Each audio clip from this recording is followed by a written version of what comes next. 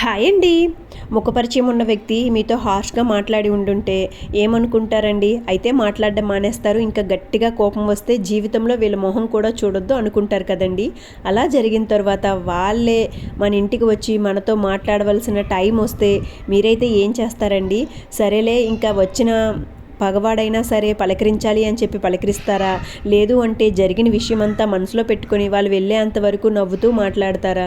లేదు అవతల వాళ్ళు కూడా అదే ఫీలింగ్ ఉండి ఇంకా వచ్చి మీతో మాట్లాడితే వీళ్ళ బిహేవియర్ ఇంతేలే అని చెప్పి సర్దుకొని పోతారా? ఇక ఈ సోదంతా మాకెందుకు చెప్తున్నావు అని అనుకుంటారేమో. ప్రతి ఒక్కరి లైఫ్లో ఇలాంటి సిచ్యువేషన్ అనేది వస్తూనే ఉంటుందండి. ఆ సమయంలో మీరు ఎలా రియాక్ట్ అవుతారు అని చెప్పి అడిగానండి. సిల్లీగా తీసుకొని స్వైప్ చేస్తారో లేదంటే సీరియస్గా తీసుకొని కామెంట్స్ చేస్తారో అనేది మీ ఇష్టమేనండి. మీ కామెంట్స్ చాలామందికి ఉపయోగపడతాయని అయితే గుర్తుపెట్టుకోండి. Thank you. Bye bye.